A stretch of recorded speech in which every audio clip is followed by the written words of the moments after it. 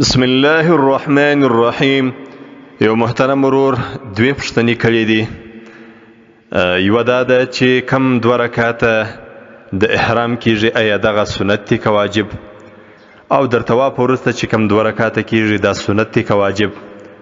او دغه 2 رکعاته که د احرام دی که د طواف دی، د مازیګر د لمانځه وروسته یې سړی کولی سي، یا د سهار د لمانځه وروسته چې لمر لا نه وي راختلی سړی کولی سي؟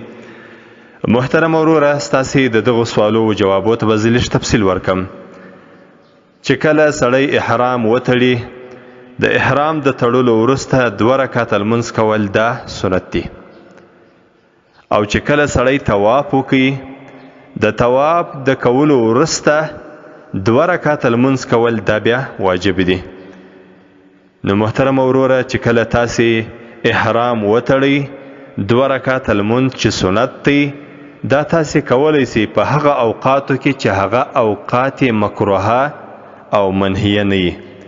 یعنی که چیرې هغه اوقات وي چې په هغه وخت کې لمونځ کول، نفل کول مکروه دي یا منع دي، په دغه اوقاتو کې تاسې دغه 2 رکعاته د احرام یا 2 رکعاته واجب د طواف نسئ کولی.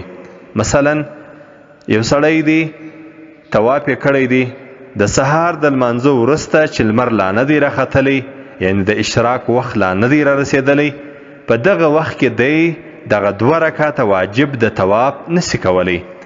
دغه رقم که چیرې د احرام تړلی دی، 2 رکعاته د احرام چې سنت دی په دغه وخت کې دی نسی کولی. دغه رقم یو سړی دی، د مازیګر لمونځ یې کړی دی، د مازیګر د لمانځه وروسته دی 2 رکعاته سنت د احرام دا نسی کولی.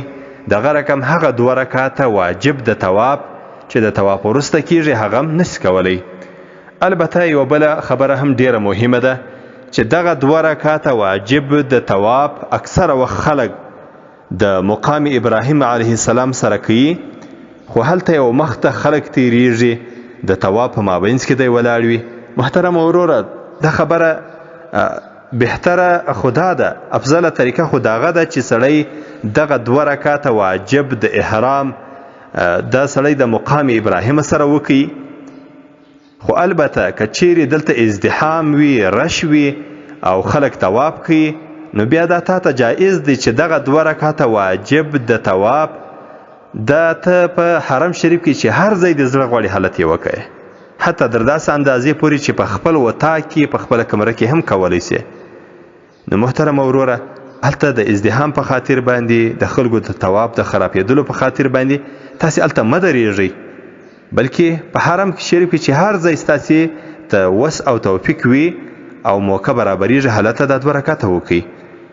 ستاسې دغه مسائل د مذهب کتابو راخیستې دي. فتاوای هندیه جلد اول صفحه 226، الباب الخامس في كيفية أداء الحج.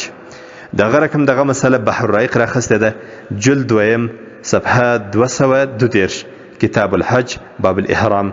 محترم وروره، الله جل جلاله دې ستاسې طوافونه، ستاسې حجونه او عمرې په خپل دربار کې قبول کړي.